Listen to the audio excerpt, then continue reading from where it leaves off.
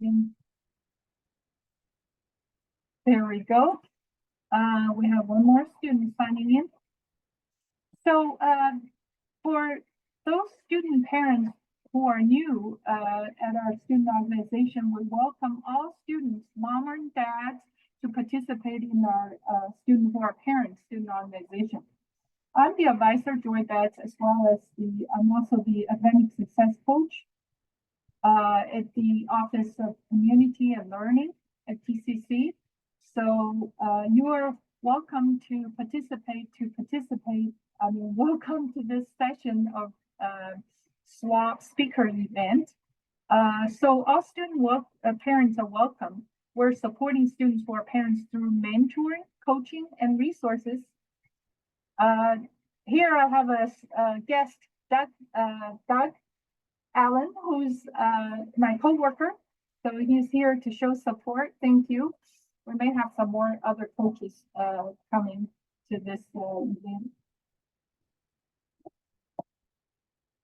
So in the spring, this is almost the final exam. So in the spring, we have 5 or 6 activities. The first one being February the 8th, we got SWAP orientation, followed by speaker event with director of TRIO, student services, and professional counselor at TCC Wellness. Those are very good resources. If you are a first-generation college student, please let me know at this event. I can send a referral for you to receive the services at TRIO. And then if you need any help with the TCC Wellness, you can receive 5 free sessions. So those are our internal resources.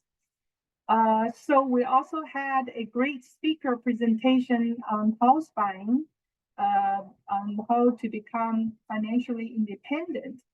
So you're attending the one from the last one. Oh, hi, Dr. Rana.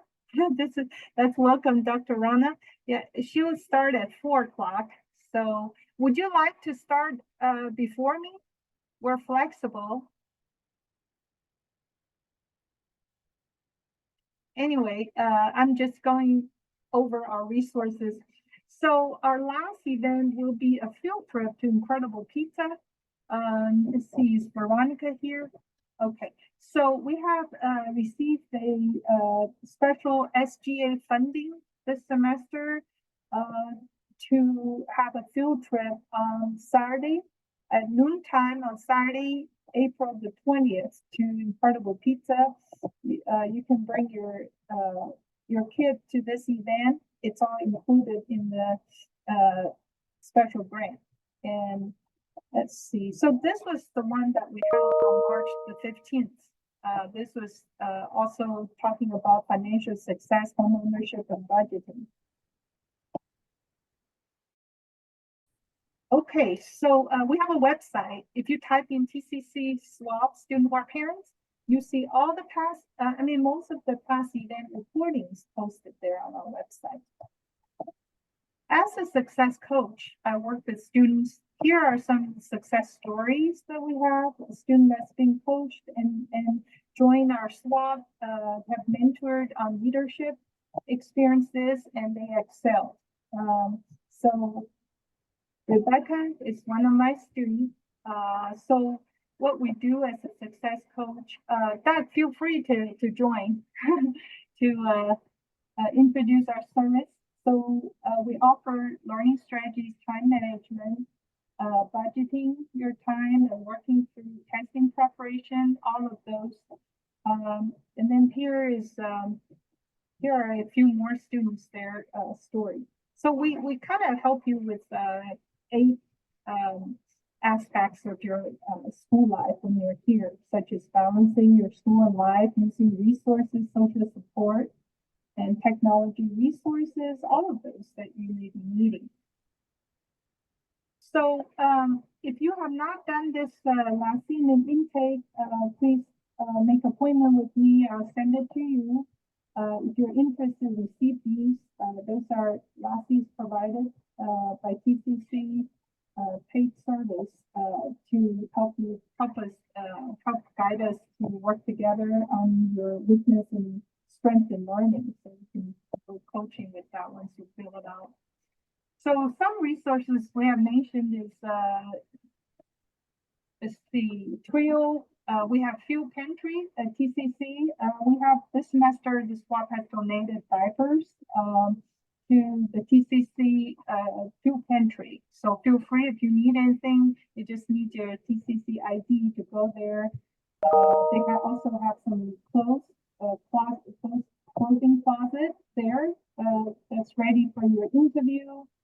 There's food for your babies, snacks and wipes and diapers. So let's see, the TCC Fitness YMCA in the community provide child service. It's $22.25 for single parent family membership, like between your classes. If you want to drop your kid there for a service, you can be a member there and enjoy the babysitting there. It's part-time service. We also have used our grant to purchase weekend rental bags. It's available at our office area, Northeast AB 206 for parents. So these are some items that we have for those in those bags is age appropriate. There are thinking games, physical games, classic board games, and classical children's books, and so on. So this was sponsored by Women's Foundation of Oklahoma. And so it's available if you want to rent it out. You just need to sign your name there and rent it out. So let's see, is Veronica here? Let's see, Heather is here. So yes, I'm here. Oh, great, Heather. So Veronica is graduating. She has been our president for a couple of years and really very inspirational. And she participated in the SGA and got us funding for the field trip. And there are two last running. Our treasurer is here to Heather. Do you have a few words to say to our members? Just hi. Like I put in chat, Trio isn't just for first generation. I would highly recommend looking into it if you have financial need or any type of disability, whether it's learning or something else, because I just recently joined Trio and the assistance they give you is amazing. Wonderful. Thank you, Heather. So Doug is leading our study groups. Doug, would you like to share about your study groups? Sure, absolutely. So we have study groups weekly. You can join us online or in person. I can put the link in the chat as well for you to join us. Sometimes we have hot food at our study sessions, and so like things like pizza. Our last study session was last Thursday. We had some students that actually came to our campus. I'm housed at the Northeast campus. We had some students come to campus on the second floor and just study. We usually have instructors as well as tutors and peer mentors that will definitely be able to assist with some of the subjects. And so we encourage all students just to participate, whether you are at another campus or whether you are an online student, solely online, you can definitely chime in and get some sessions together as well. So we encourage everybody just to join, okay? So it's called Level Up and Study. You'll probably see some flyers around campus if you're on campus. But basically, that's what that is. We just want students to come together and study. We know that studying is key to success, whatever school you decide to go to, of course. So definitely studying is key to success. So we want to be able to help you with that and get some study sessions going for you. That way you can build network and be able to study some subjects and get some help at the same time. So I'll put the link in the chat so that way you'll see that link, and then you can just chime in, sign up for a study session, and then the next step is to attend one. So that's what we have. Thank you, Doug. What a good service. We have other services as well. This is wonderful. So please feel free to enjoy our service. And anytime you have a question about study groups, that is the contact, or you can ask me too. So first, I'm going to go over overcoming procrastination. And at the end of both of me and Dr. Sendra's presentation, there's a Q&A session for you to ask questions. So there's also a then survey I'll post it on the chat for you to post your reflections on that so that we will know how to improve our event the next time. Okay. Dr. Rana, would you still start at 4 o'clock? You prefer to start at 4? Yeah, I can start anytime you want. I should advise you though, that I updated the slides so they look a little nicer. So if you want to share, let me share my screen. I can show the slides are basically the same, but they're at least in the right place. So Sure. Yeah, I'll give you the sharing right. I think we'll give you some more time. It would take me 10 minutes to go over this. okay. Thank you. So for this one, this session, there are 10 steps to avoid procrastination and reach our goals. Right now, tomorrow is the last day to withdraw any classes, but it's also the right season to enroll in the summer and the fall. So please don't forget to contact your primary advisor to discuss your plan of action and make appointments with your coach, success coach like me and Doug to go over goal setting so that you can be more effective in learning in the summer or the fall. So right now is the season to enroll. So procrastination is a common problem for everyone, right? So it's when you put things off for a later time. So there are forms of procrastination that includes ignoring the task. Does this sound familiar? Hoping it will go away, underestimating how long it will take, overestimating your abilities and resources. And sometimes you tell yourself that poor performance is okay, or doing something else that's not very important. Putting all the work on only one part of the task, becoming paralyzed when having to make choices. So those are symptoms of procrastination. It is surely a barrier to everyone. So procrastination can lead to failing tests, causes panic and anxiety, development of a cycle that will continue on in other life matters. So if you are procrastinating or putting things off for the next day, then now is the time to stop. If you do not stop, you could find yourself in a whole mess of trouble. Therefore, the presentation is dedicated to the 10 steps you could overcome procrastination.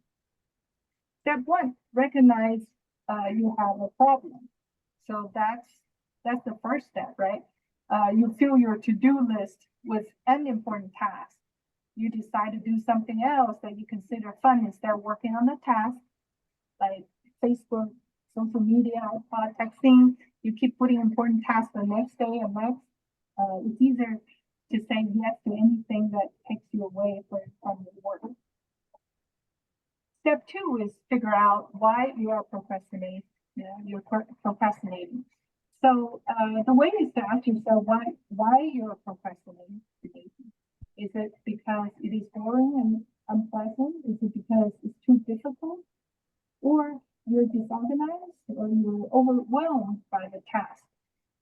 Now, tax season is coming, right? If you're doing it by yourself with some software, it's easily, you could feel it that way, right? It's because you're overwhelmed by certain thing if you're trained for that work. Is it because you're a perfectionist? Yes, sometimes we are. So is it because you don't know which task to do first? Once you discover what your reasons are to procrastinate, then you can develop an action plan. So get organized is our step 3. Make a to-do list on what needs to be done and when it needs to be done. Allow time to complete things and set times aside for the end of step 3. Prioritize the list on what needs to be done first. Set reasonable goals and deadlines for each goal. it off.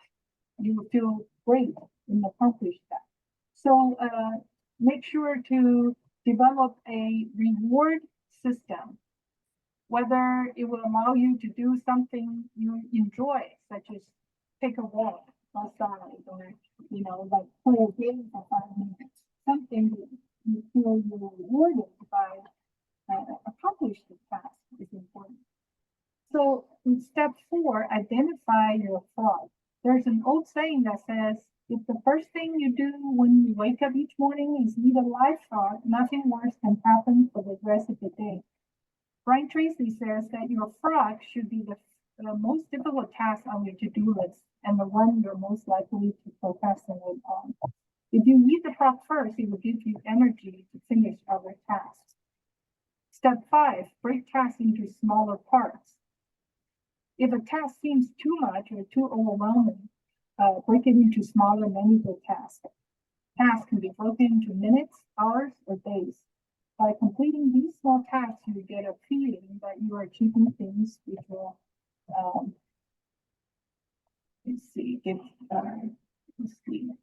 Yeah, so you would feel you're achieving things.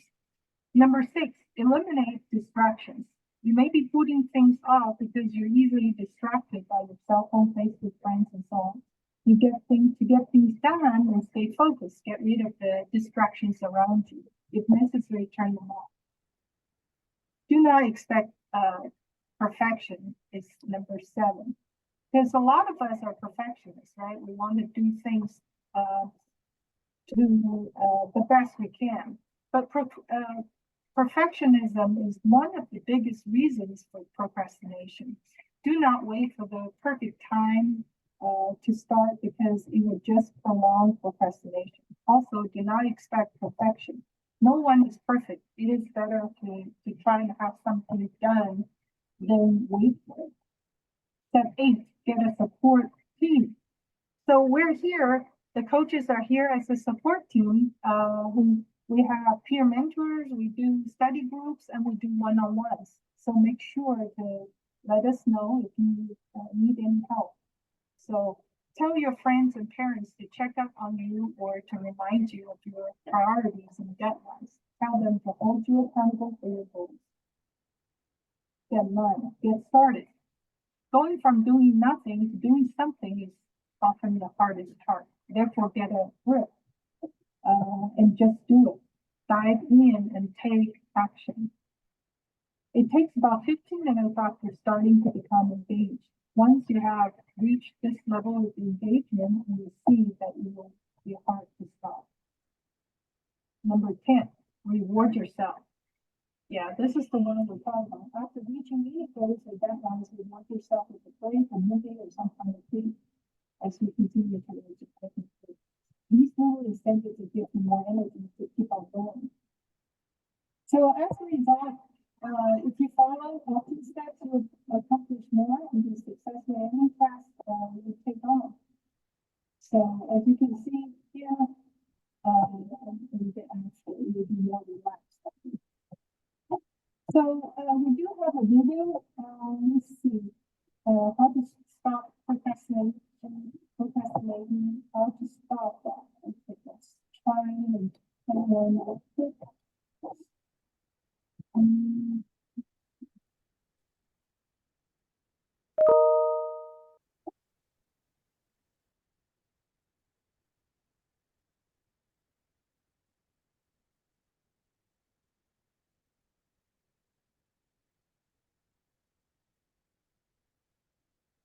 Okay, so I think that it's almost time for Dr. Lana to start. Do you have any questions?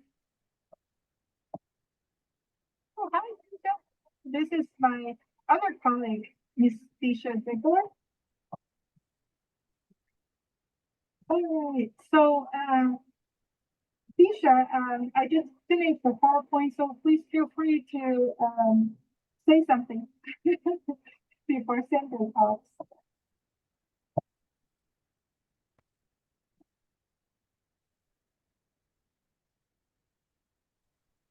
Well, hello, everyone.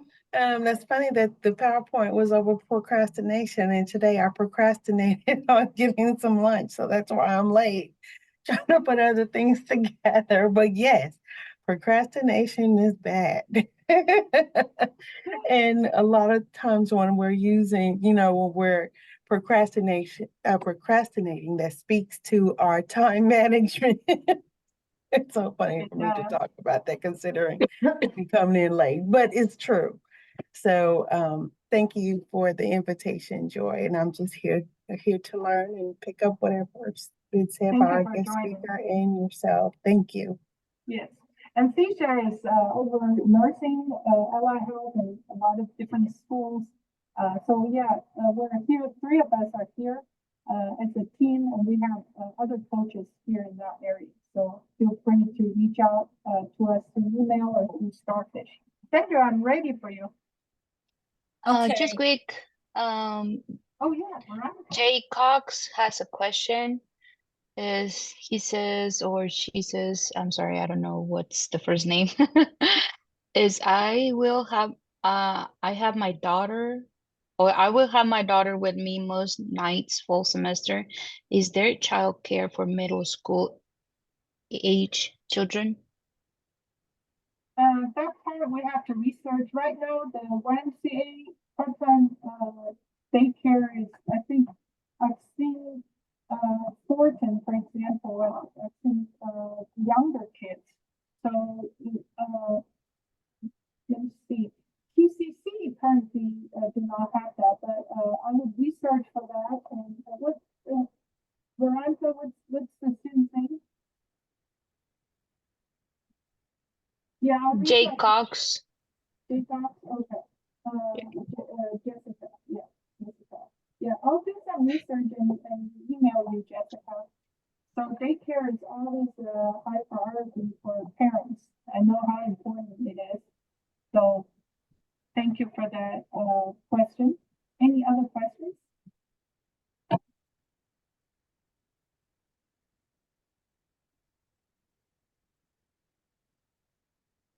All right. Dr. Sandra Rana is a regular speaker here. She's gonna discuss about the FLMA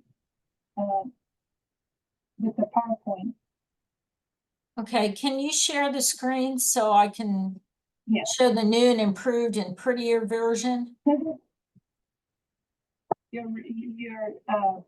Yeah, it's yours to share.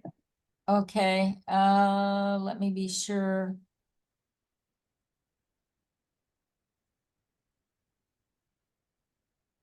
There we go. Okay, and hopefully this is the one that's the nicer one.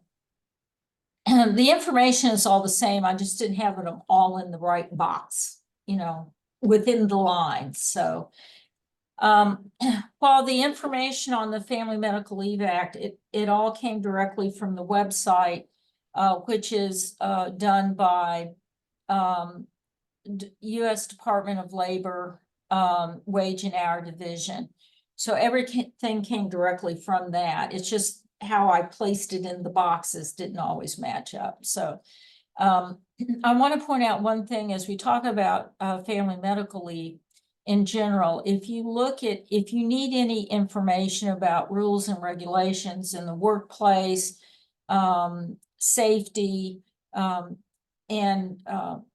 compensation and rules in regards to discrimination, possibly in the workplace or other places, it's important to look at these .gov sites. .gov can only be utilized by a federal government agency or a state or local agency. So if you're going to that site, you're getting accurate information. So in this case, it's www.dol.gov, and it's under Wage and Hour Division. This is a free site. You can pull it up anytime you want to. Any of these .gov sites are free. So I just want to give a shout out to that before we get started.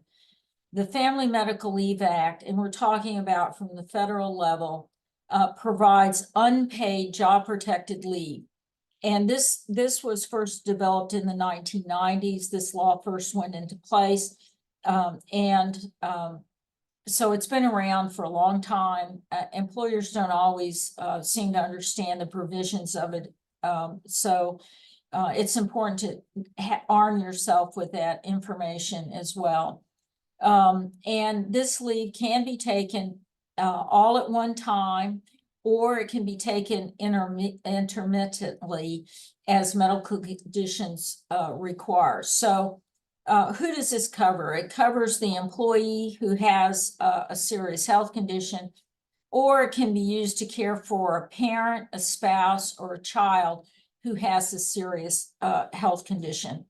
So what employees are obligated to provide FMLA? Private employers who have at least 50 employees on their payroll.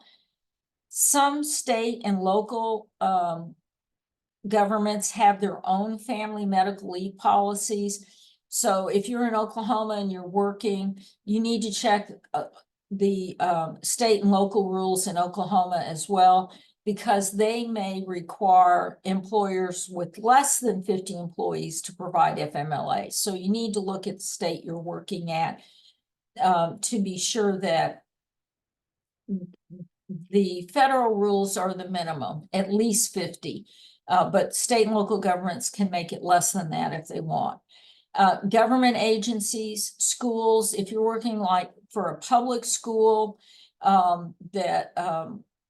even in a rural area where they have less than 50 employees, they still have to recover, cover regardless of the number. So that's an important distinction. Now there's some rules that the employee has to follow. The employee has to work for a covered employer at least 12 months. Now, let's say you have a seasonal job and you don't work a straight 12-month time period.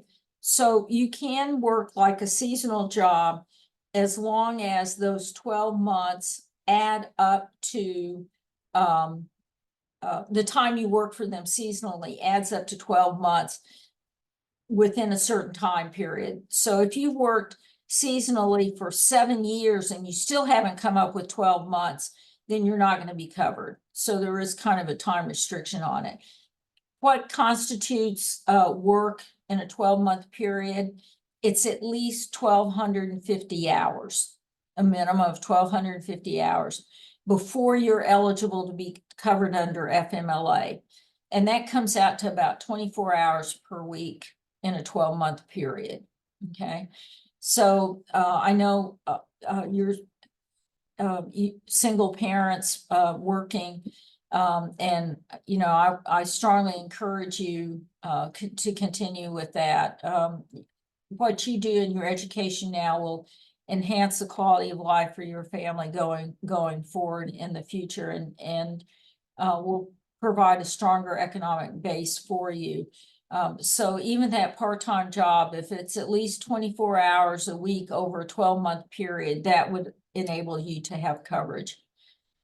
The 50 employees that work, for an employer, that minimum has to be within a 75-mile radius. If the employer has maybe 2 employees in one state and 4 employees in another, you can't add them all up to come up with 50. They have to be within that 75-mile radius. Now, again, I got this off the site of Wage and Hour Division talking about family medical leave. So this is their chart to explain to you how you can be covered under FMLA. And it's a little summary of everything I just talked about. So that information is available to you. So when we get down to it, what is a serious health condition? And usually, not always, but usually it's a condition that requires an overnight stay in a hospital or other medical care facility, like an outpatient or an urgent care or an emergency room. Conditions that incapacitate you or your family member, that make it make you unable to work or attend school for more than 3 consecutive days and require ongoing medical treatment. And that could be, let's say, kidney dialysis. It could be if you're being medically treated for things like migraine headaches, that are serious, make it impossible for you to work. And it can be over a period of time, or it can be a single appointment and follow-up care, where you're taking like prescription medications. Maybe you have an accident or something, so you have the initial treatment, and then maybe you have to go for physical therapy. So maybe it's a couple hours a week or something like that. Other things that are serious health conditions, chronic conditions that cause occasional periods for you or your family member is incapacitated and require treatment at least twice a year. Okay. So that is also a possibility. And pregnancy, and that includes prenatal medical appointments, incapacity due to morning sickness, medically required bed rest. So who does this cover? It covers all genders. So for example, FMLA, because a woman is pregnant, maternity leave. It also covers the spouse for paternity leave. So you don't have to be the person that's actually having the child. There's also broader definitions of that. Like, what is a parent? A parent can be biological. Maybe you adopt a child, or you have a foster child, or you're as a stepchild. All of those are covered as long as there is that legal relationship or that biological relationship between the employee and the child. It does not include parents-in-law. Okay, so bear that in mind. Spouse means a husband or a wife as defined or recognized in the state where the individual is married, and includes individuals in a common law marriage or a same-sex marriage. Now, this is important in Oklahoma because in Oklahoma, we do recognize common law marriage. And so if you're in a common law marriage situation, that might be applicable. Another thing under definitions in that parent-child relationship could be a legal guardian. If you've been assigned as a legal guardian to a child, then you're in that situation of being considered a parent. Son or daughter, again, means a biological, adopted or foster child, a stepchild, a legal ward or guardianship, and or a child of a person who's serving in that role. It's either until the child reaches the age of 18, or it can be older if the child is not capable of taking care of themselves, either due to mental or physical disabilities. At the time, and this is really important, at the time that the FMLA leave is to commence. Okay. And then they define what this means by loco parentis. And that means that the person who provides day-to-day care or financial support for the child. Okay. If you employees with no biological or legal representation relation to that child can be this loco parentis if and entitled to that leave. Like, and the example they give is a really good one. And like an uncle who cares for their sister's children because they're on military duty. When this law was first developed, or came about, it was developed during the time period of the Persian Gulf War, and then later the Iraq War. And so you had a lot of people being deployed to military duty, military reservists, National Guard went in some cases too. And so this was a situation that was fairly common during that time period. because parents were being shipped overseas and they had to get a relative who would not normally qualify under the terms or definition of this law to serve as the parent while that person was doing military duty. So this is a really good example of where that law applies, or a person who's co-parenting a child with his or her same-sex partner. And again, the laws have kind of changed about those relationships of same-sex marriage and surrogacy and things like that. And the language of the law hasn't necessarily caught up with it, but it protects or allows a person to get that coverage or protection of FMLA to care for that person when they're serving in that role. Military family leave is a unique niche in this law. And again, it came out of the Persian Gulf and the Iraq War. So if you're wondering, how did they come up with this? That's why. And it provides military families leave entitlements under FMLA in cases where there's deployment. So let's say a spouse is getting ready to be deployed, and you have all this legal work that needs to be done. Maybe you have to maybe move. Maybe you're moving back home while the spouse is being deployed for family support. There's all kinds of legal things that have to be done. And so the military family members can take FMLA. They call it a military family leave, but it's under FMLA to help in that transition of deployments. Also, they can take up to 26 weeks of FMLA, which is a much larger amount of FMLA in a single 12-month period to care for a covered service member with a serious injury or illness. Unfortunately, during these times of deployments, our service personnel do get injured. They do get hurt. They could have PTSD. I mean, there's all kinds of terrible things that can happen. And the responsibility for caring for them ends up falling on the family members. And in recognition of that, they built this niche of military family leave in to help cover those situations. Family medical leave can also be utilized by the employee or that is getting deployed, that has to use that time to help their families with those transitions.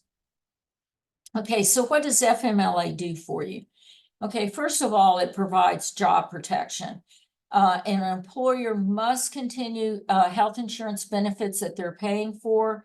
The employee can be allowed to continue other health benefits as long as they continue the contribution. So like, let's say your employer pays $200 a month towards your health insurance, and you're expected to pay the other $100 for the premium. Then while you're on FMLA, you have to continue making that $100 payment. Okay, they can't just cut you off and stop their contribution to your leave benefits. Okay, FMLA cannot be utilized in a disciplinary action. So they can't terminate you saying, hey, you weren't here, you weren't at work because you were on FMLA, so we're letting you go. They can't do that. They can't file discipline you because you filed for FMLA. Okay, they came in and told me they have medical treatments that's needed, and we just can't deal with that. So we're gonna terminate them. You can't do that. You can't impact them by saying we're not going to hire you because, like if a person comes in and says, hey, I'm in the process of adopting a child, and they say, okay, well, we're not going to hire you because you're going to be needing time off to take care of this child. They can't do that. Okay. And they can't fail to promote you. They can't impact your compensation because of that.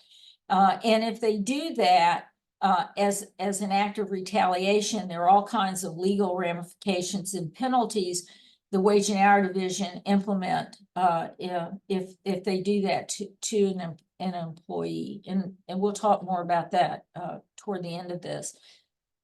Leave, if you have paid leave, like let's say you managed to have 2 weeks sick leave, you can use that to help cover that unpaid leave time period.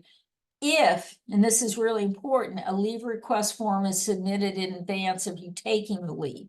So if you know you're going to be off for surgery and you've got leave time available, then you need to submit that leave request in advance and tell them you want to use this paid leave towards your FMLA time. Okay.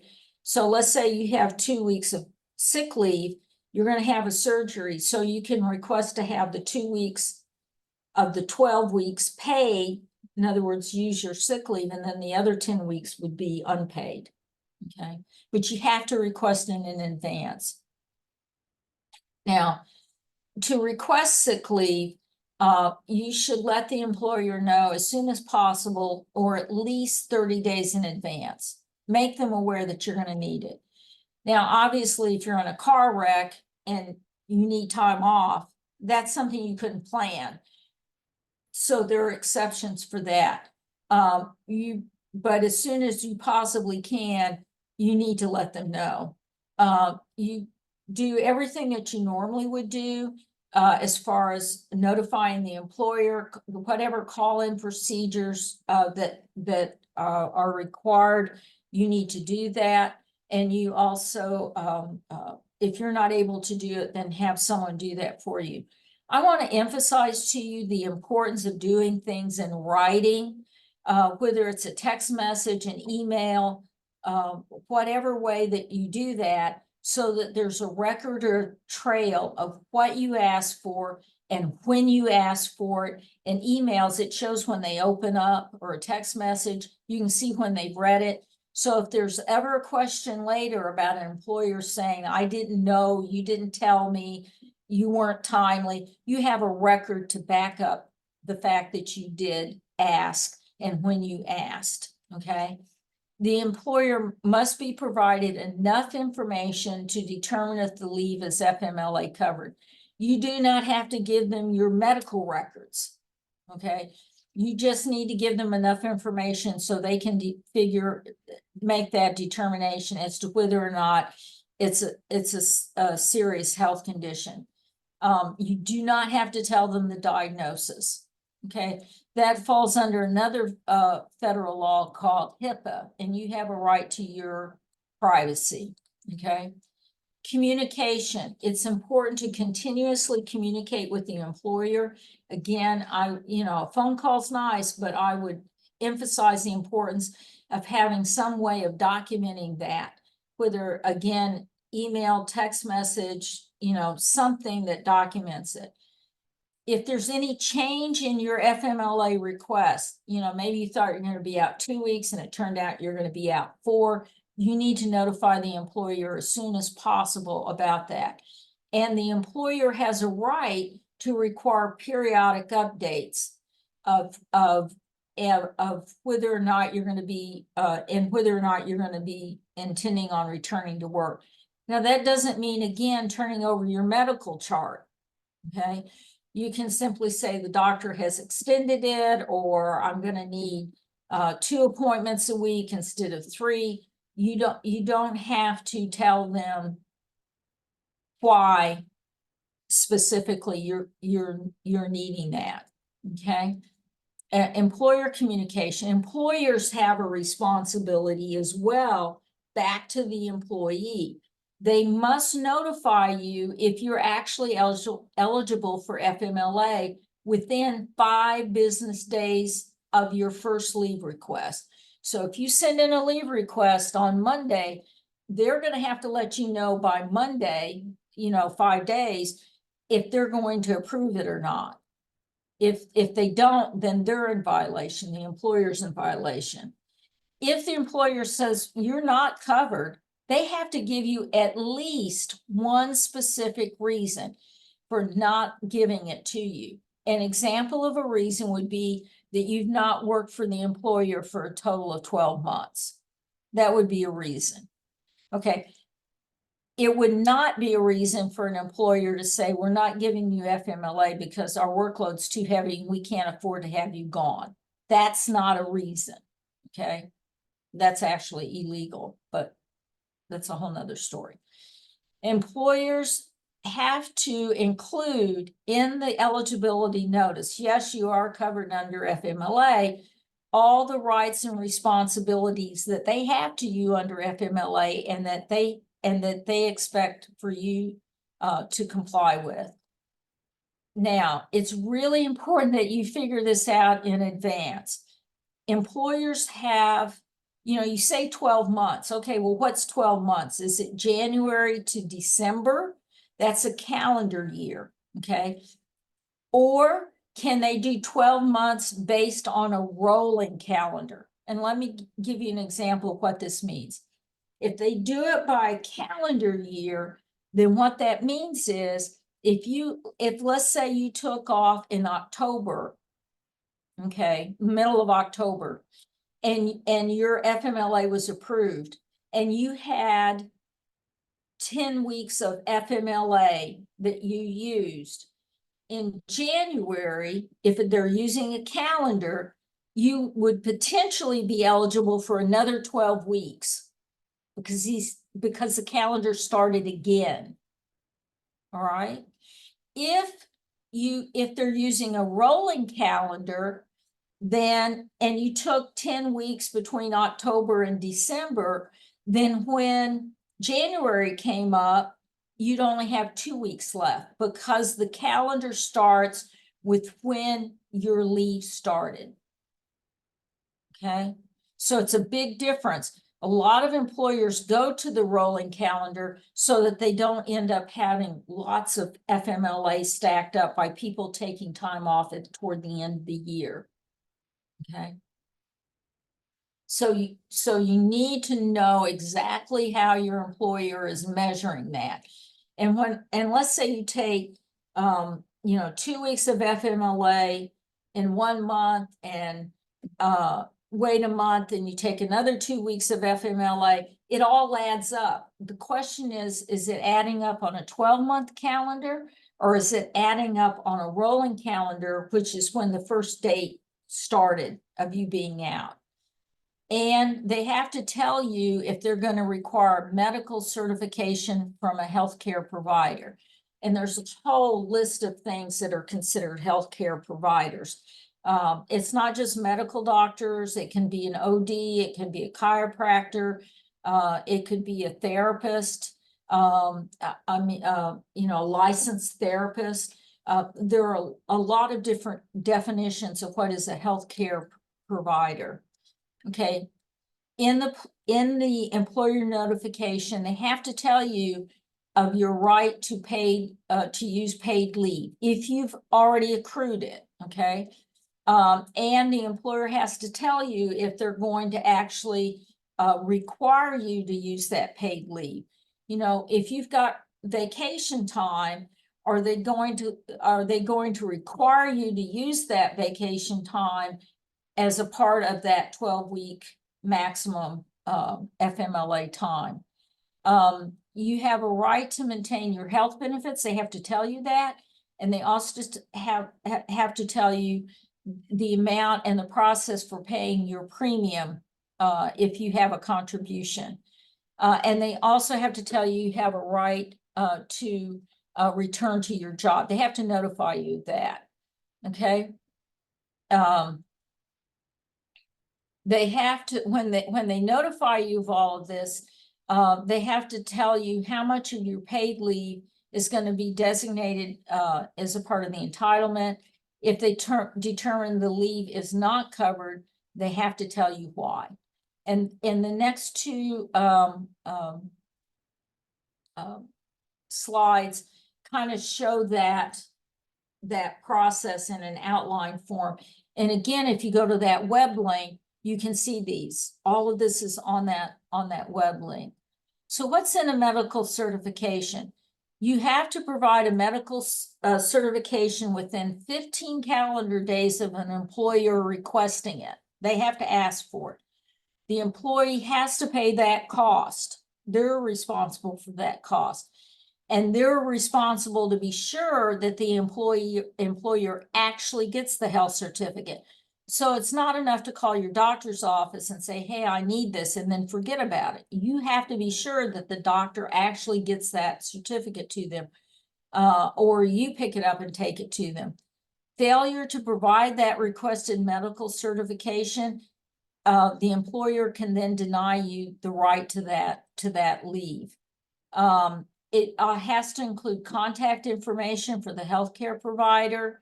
They have to include when the serious health condition began, the date, and how long they expect it to last.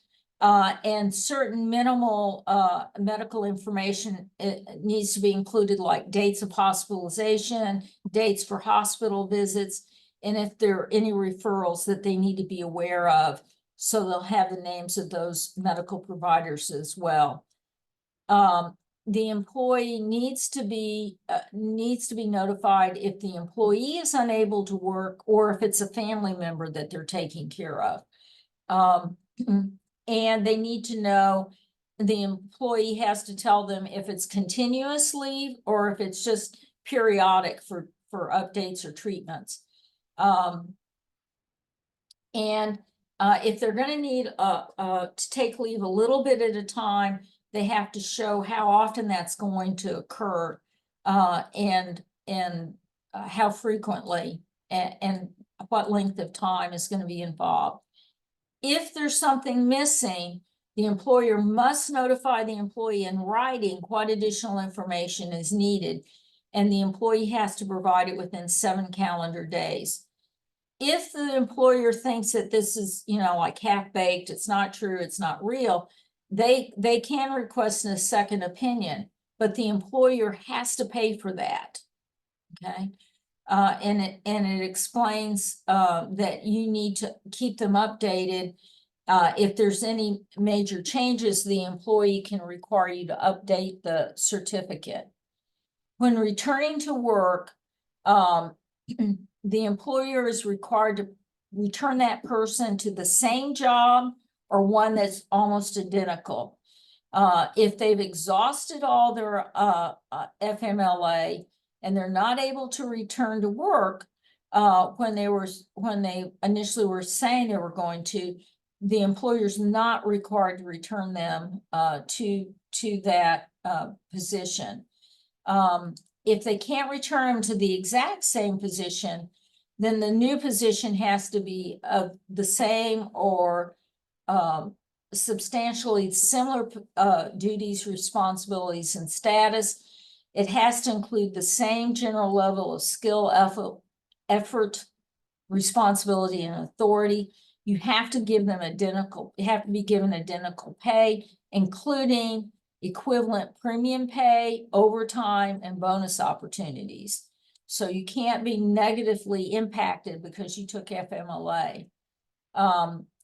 So if they don't return the exact position, they also have to offer identical benefits. So if you're in a position where you were getting extra amount of life insurance because of the level of the position, they have to continue that, even if they change the position. They have to offer the same general work schedule and be at the same or nearby location. Now, as I said before, if an employer is not willing to provide you FMLA, or if you're concerned that there was some kind of retaliation, you do have the right to file a complaint. And in that web link that is listed, the Department of Labor, Wage and Hour Division, in their notice tells you exactly who to contact and about your concerns, and they will make you a referral to the local Wage and Hour Division office to help you process and file that complaint. the employer is prohibited from interfering with, restraining, or denying the exercise of FMLA rights. They can't retaliate against you for filing a complaint or cooperating with Wage and Hour Division or bringing a private action in court. And they will, you should contact the Wage and Hour Division immediately if you think the employer is retaliating against you for engaging in any of the protected activities. Bear in mind that when you contact Wage and Hour Division, they're going to need the documentation and information, the timeline, all of that in order to work with you. And all of their services are free to you. That's basically it. I will send you, Joy, later this improved one. The type is a little bit better. So if you want to post it for everyone, we can do that. Is there any questions? I know I cut the time close, but is there any questions?